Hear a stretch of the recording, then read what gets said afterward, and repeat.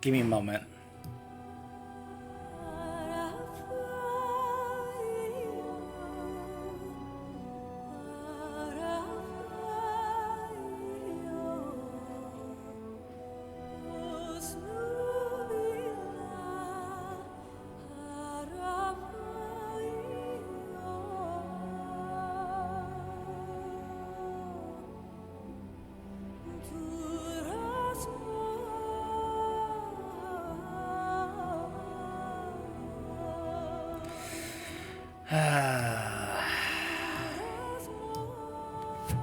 Have I ever mentioned how much I love the music of this series, especially this game in particular?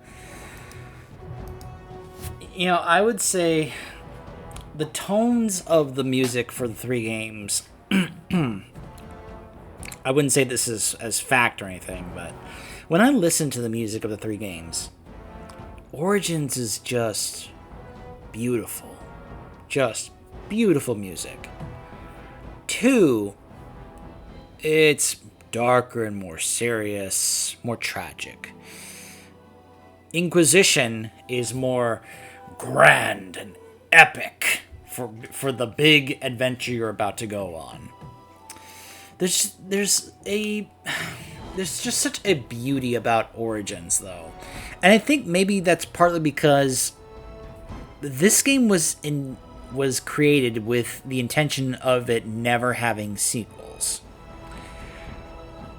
Back in the day, back when BioWare was BioWare, it's long gone now, but they made this game. They just wanted to make a really great game they were passionate about making, and they weren't intending to do sequels for it. They just wanted to make a nice standalone game. And some people have been like, well, why didn't they just call it Dragon Age? Why the Origins thing?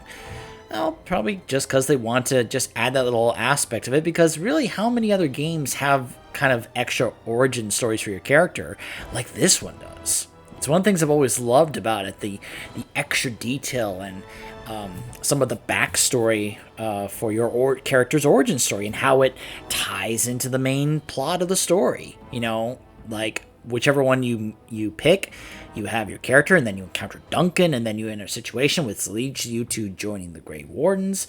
It's, just really nice stuff I've always liked. And while there are things there that in this game that we do see in DA2 and Inquisition, trying to discuss some of the stuff they had in this game is a little odd because, again, they made this with the intention of never making any sequels, and then they had to make DA2, and they eventually made Inquisition. So they did some things here that they weren't really intending on carrying through in sequels. And, well, then things kind of take a turn in that regard. I'll talk a bit more about the mess that happened in regards to the creation of Dragon Age 2, because knowing about that really speaks to the issues that game had. Fortunately, they had a less messier time to make Inquisition, though there are still issues with Inquisition as well.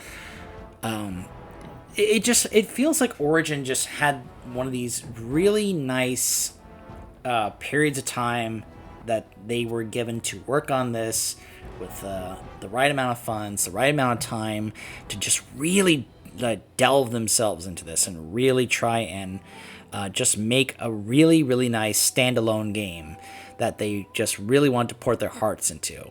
And the fact that over 10 years later, and again, I wrote in the comments the original part 1 I did for this, where I actually thought they had made this before Mass Effect. I was wrong. Sorry about that.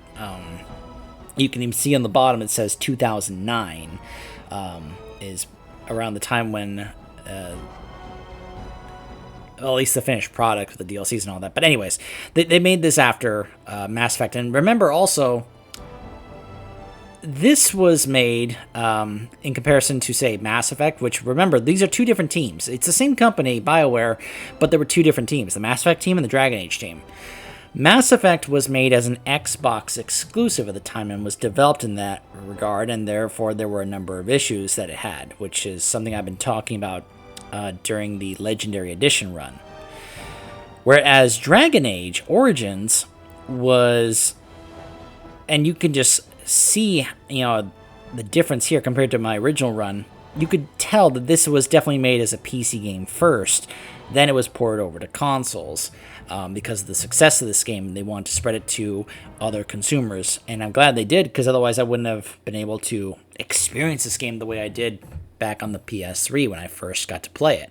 I'm glad I've gotten to play it on the PC now because of some of the various different aspects and changes, and plus it just runs so much nicer and better and smoother, and it's just, you can just tell there's more polish, there's more attention to detail.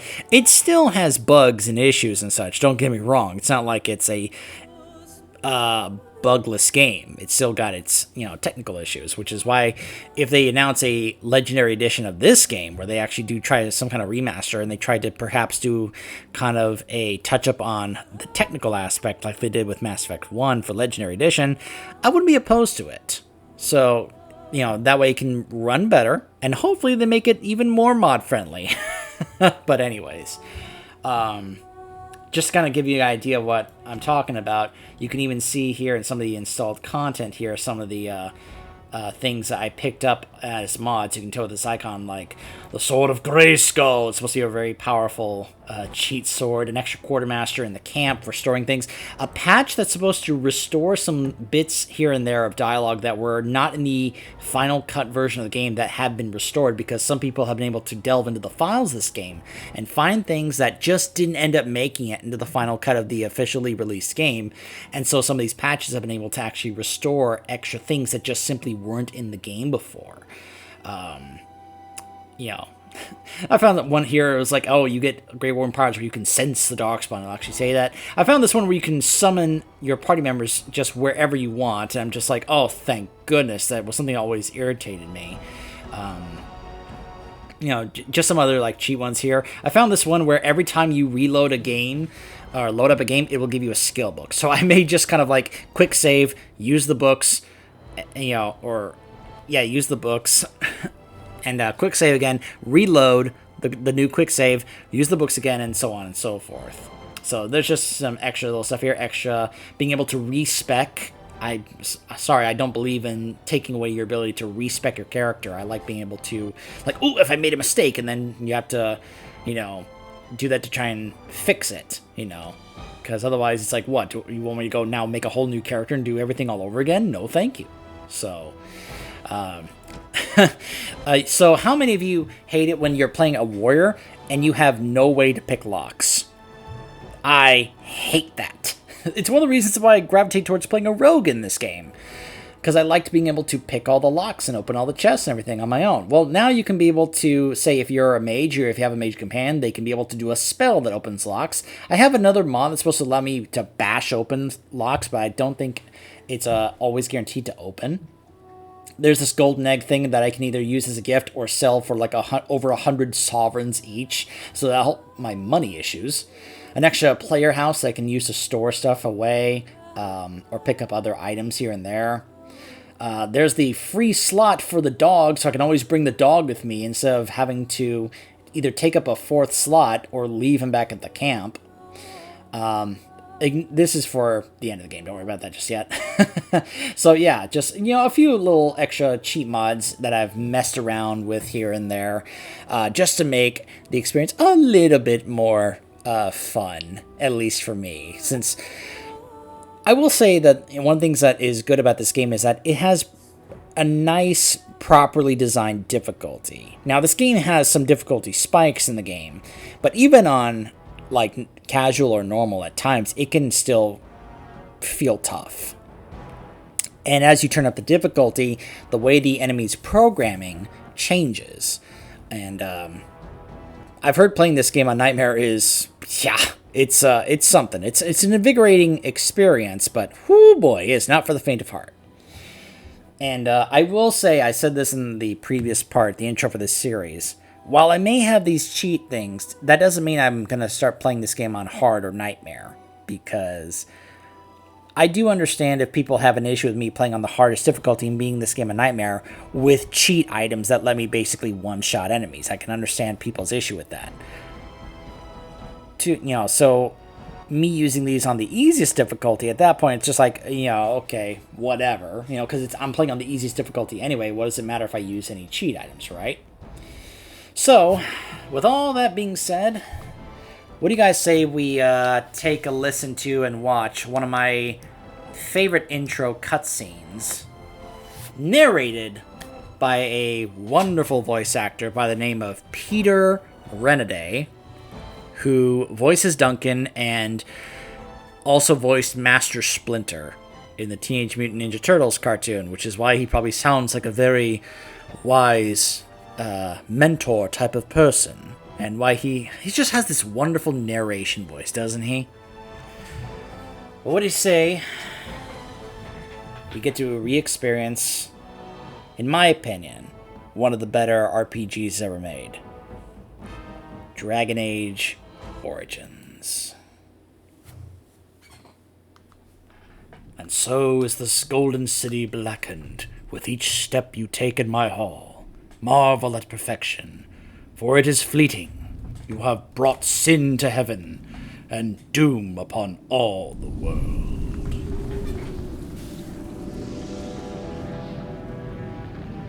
The chantry teaches us that it is the hubris of men which brought the Darkspawn into our world. The mages had sought to usurp heaven, but instead, they destroyed it.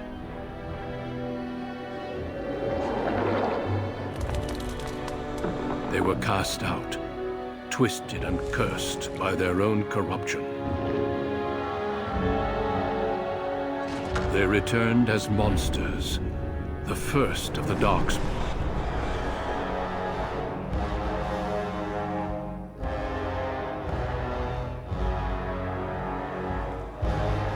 They became a blight upon the lands, unstoppable and relentless.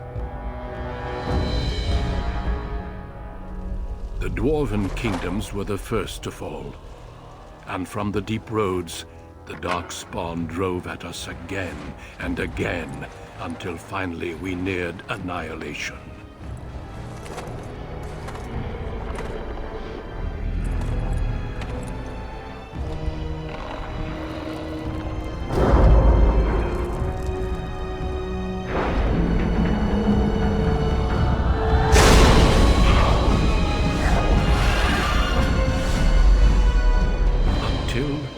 The Grey Wardens came. Men and women from every race, warriors and mages, barbarians and kings. The Grey Wardens sacrificed everything to stem the tide of darkness, and prevailed.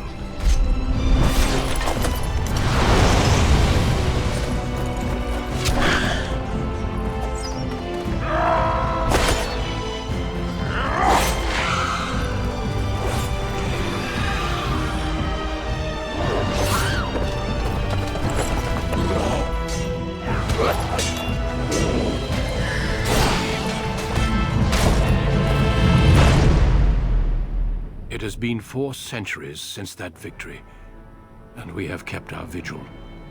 We have watched and waited for the Darkspawn to return. But those who once called us heroes have forgotten. We are few now, and our warnings have been ignored for too long.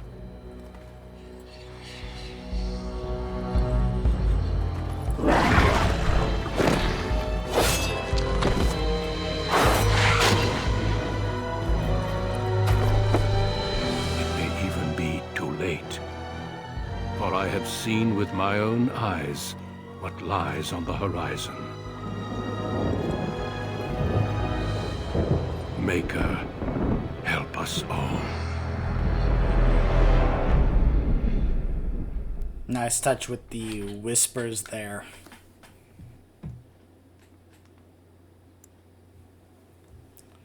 Oh gosh, do I have tutorials turned on? Oh well. So, by the way, you don't really need to pay attention to this. So, as I've said, we're going to be playing as a male human noble, and there are a couple of other classes here. In case you're curious, this is I think a warlock and a ritualist. I don't know if this came with the mod. I haven't tested them or anything, so just as a reminder, if you play as a human mage, you will play as an Amel, which, remember, that's Hawk's family, at least the one from Kirkwall.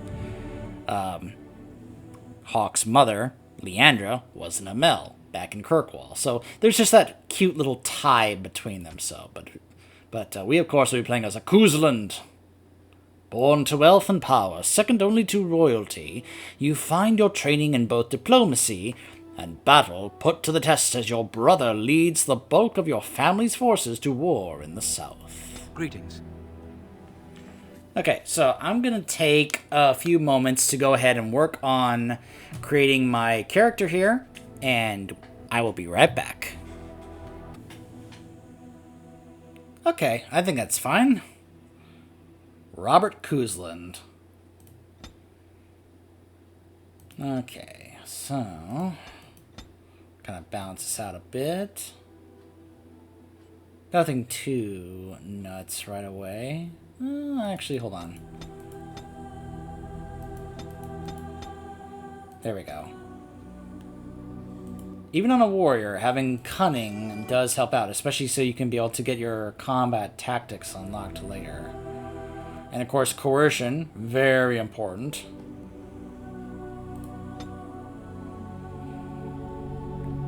Extra weapons training that you can be able to have here.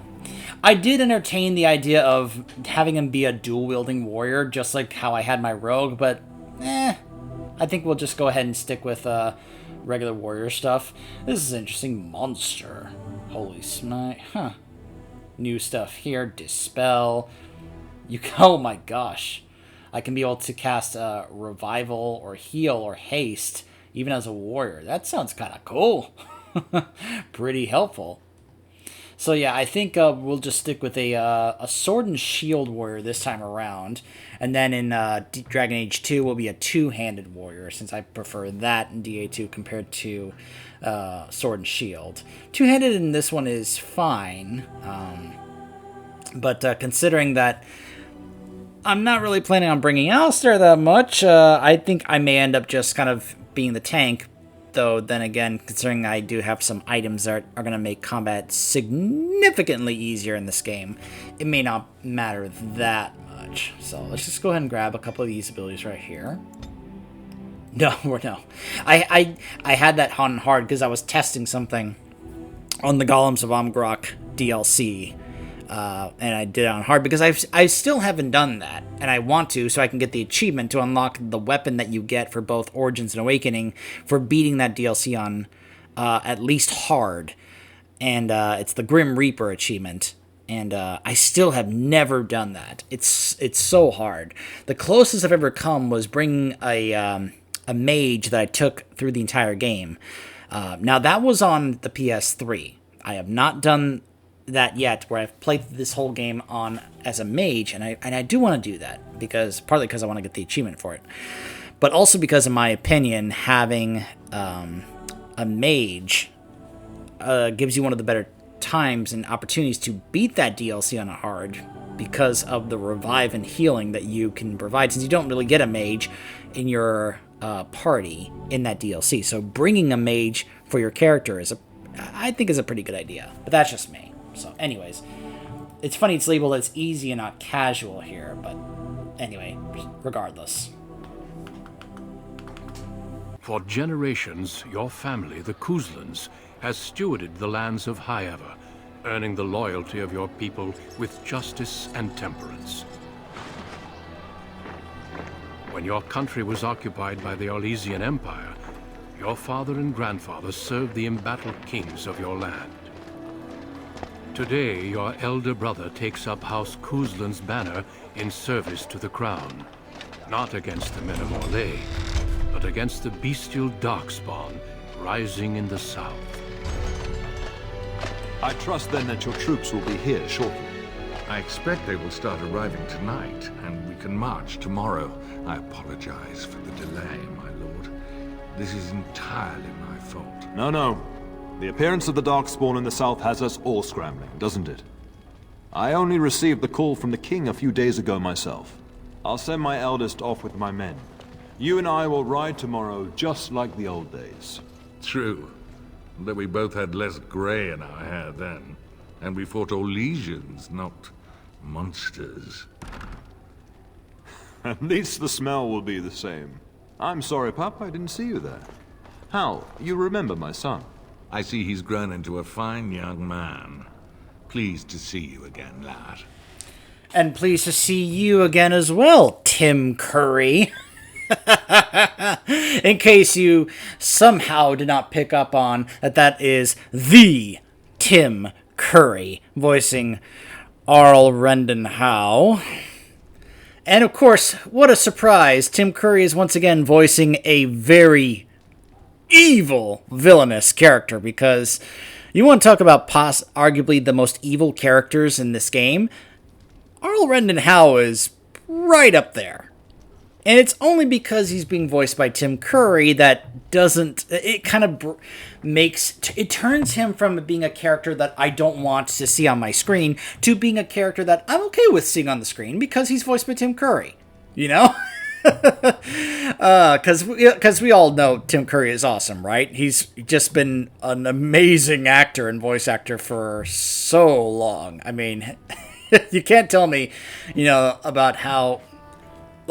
just think of some of the performances and characters that he's played over the years that they haven't entertained you to some kind of degree. Because, oh my goodness, even...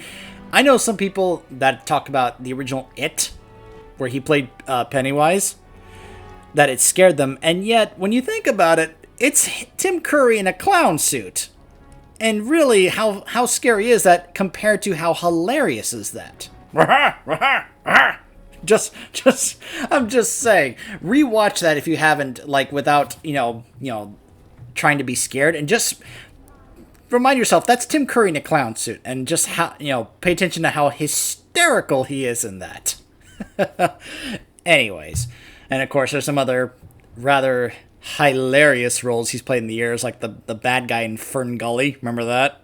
And then, of course, the guy at the hotel in Home Alone 2. Have a lovely day. I love Tim Curry. Anyways. But, yeah. Quite unfortunate, the delay in those forces, aren't they, Arl Howe? But, yeah. I'm sorry, I get giddy about this because it's Tim Curry. Because I've seen so many of the different kinds of roles he's played over the years, not just on camera, but also voice acting. He's amazing. So great. I mean, he's so beloved because of how entertaining and just incredible of a voice actor he is. And you guys know how much I love to praise what I consider to be really good voice actors and great voice acting performances. And Tim Curry he's right up there. All right. What do you say we actually start playing here? Is your family here, Arl Howe? Oh no, I left them in Amaranthine, well away from the fighting in the south. They do send their best wishes. My daughter Delilah asked after you. Perhaps I should bring her next time. Did she now? I'd like that. Good. She goes on about your prowess as a warrior. I think you have an admirer, young man. At any rate, Pop, I summoned you for a reason. While your brother and I are both away, I'm leaving you in charge of the castle.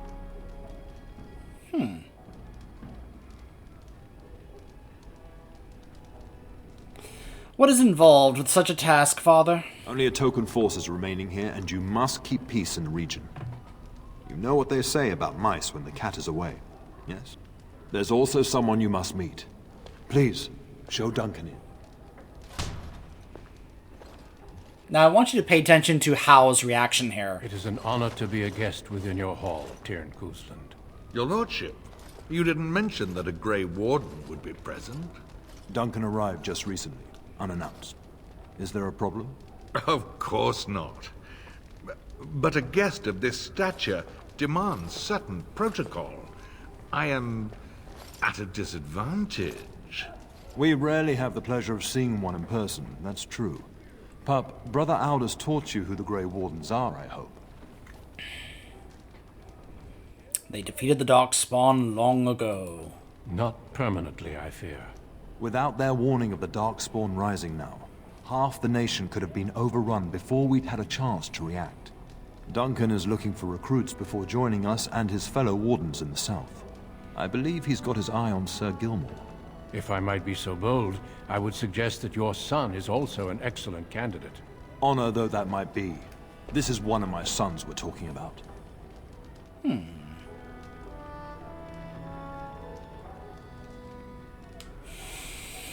I'm trying to think of... I sometimes like to do, like, in-character, reasons. This is one of the ways I like to sometimes roleplay in my own way. How we roleplay in these games, is a personal thing. It's not a, this is how role-playing in this kind of game is. There's no one single way to do it. How you choose to do it is up to you. And, as I've mentioned before, this guy is eventually going to want to be on the throne alongside Enora over all of Ferelden. So, I don't think he would... I think he would be a little bit more ambitious in that he wouldn't necessarily want to give it up to be a Grey Warden at first. That he would rather be like, no, I'm not interested in that, because he has his sight set on other things, higher things, more aspiring things. After all, someday he could be the Turn of High Ever as well. Well, Duncan, he is not interested. So unless you intend to invoke the right of conscription... Have no fear. While we need as many good recruits as we can find, I've no intention of forcing the issue. Pup, can you ensure that Duncan's requests are seen to while I'm gone?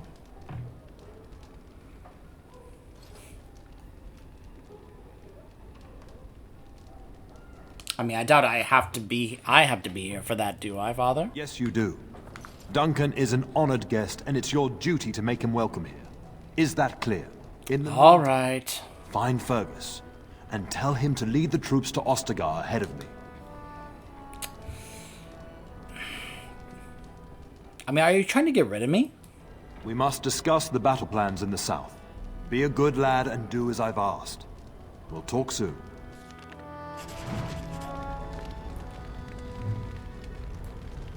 This is one of the things I like, of course, about the PC version compared to the PS3 version. Having all this hotbar here to be able to add all my abilities and potions and everything here. So I'm going to do a little bit of, work on this stuff here, and then we will return to have some more discussions with them. Possibly even read some lore from the Codex. Stay tuned.